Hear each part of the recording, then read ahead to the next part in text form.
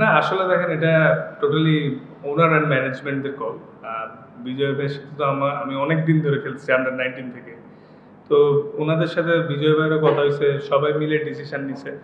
তাই আমার বলছে যে কয়টা ম্যাচ তুমি করো, তাই আমি করা, এটাই আর কিছু না। আসলে দেখেন স্টার্টটা ভালোই হয়েছিল, পরে 5টা ক্যাচ মিস হয়েছে। এটা যদি 190-এর জায়গায় 150-60 হয়তো ডিফারেন্ট গেম হইতেও পারতো।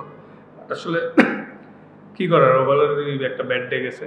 হ্যাঁ লাস্ট ম্যাচে হয়েছে, হয়তো সামনেও হবে, কিন্তু কিছু করার নেই, প্রসেসে থাকতে হবে।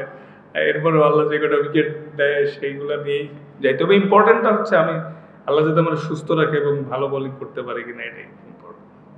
না টু বি অনেস্ট একদম ডে 1 থেকেই কিন্তু ড্রাফটের পরেই মোটামুটি দেখা গেছে যে কম্পেয়ার করলে অন্যান্য টিমগুলোর তুলনায় আমাদের টিমটা একটু উইক। কোয়ালিটিফুল প্লেয়ারের অভাব আছে, বাট যদিও যারা আছে তারাও ভালো প্লেয়ার, বাট কম্পেয়ার যদি অন্য টিমগুলোর সাথে করেন সেই হিসাবে তুলনামূলক একটু উইক। তো এর মধ্যে আরও যখন ব্যাট ডে যায় তাহলে তো বুঝতেই পারছেন কি হয়, ঠিক আছে। তো হোপফুলি আরও 3টা ম্যাচ আছে, 2টা ম্যাচ জিতলে দুইটা ম্যাচ জিতলে স্টিল উই হ্যাভ চান্স। মানে প্রসেসে থেকে সেরা চেষ্টা করা ছাড়া কিছু করার নাই। যদি চিন্তা করেন ওভারঅল শুধু আজকেরটা না, বেশ কিছু ম্যাচই কিন্তু আমরা হারছি। 2-1টা ম্যাচ ক্লোজে যেয়ে 2-1টা বাজেভাবে, তো হয়তো আমরা 8টায় মাত্র 2টা জিতছি।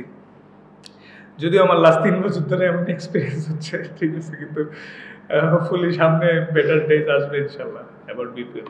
না আসলে রকেট সায়েন্স তো নাই ভাইয়া, আমি প্রত্যেকটা ম্যাচ থেকে বা সিচুয়েশনের ডিমান্ড অনুযায়ী এবং নিজের এক্সপিরিয়েন্স থেকে এক্সিকিউট করার ট্রাই করছি।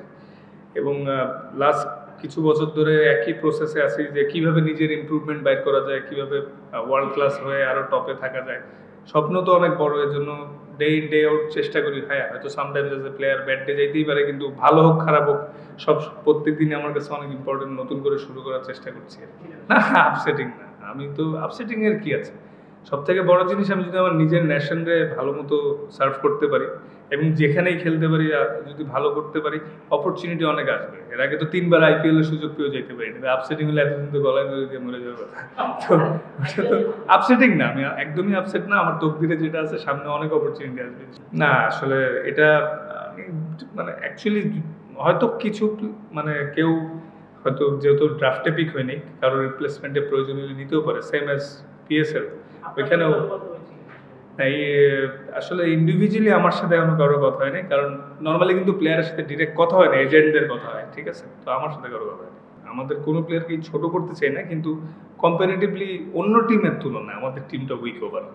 ফরেন বলেন লোকাল বলেন, লোকাল 3-4 জন মার্কি প্লেয়ার আছে আমি সহ, আর বিদেশিগুলাও এক্সেপ্ট রায়ান বেলার, হারিস ছাড়া ওরকম বিগ নেম বা কি প্লেয়ার নাই আসলে। এখন এটা হয়তো শুরু থেকেও তেমন পাচ্ছেও না বা আগে যোগাযোগ করেন, এটাও ইস্যু হইতে পারে, কারণ অ্যাট এ টাইম 2-3টা লিগও চলছে।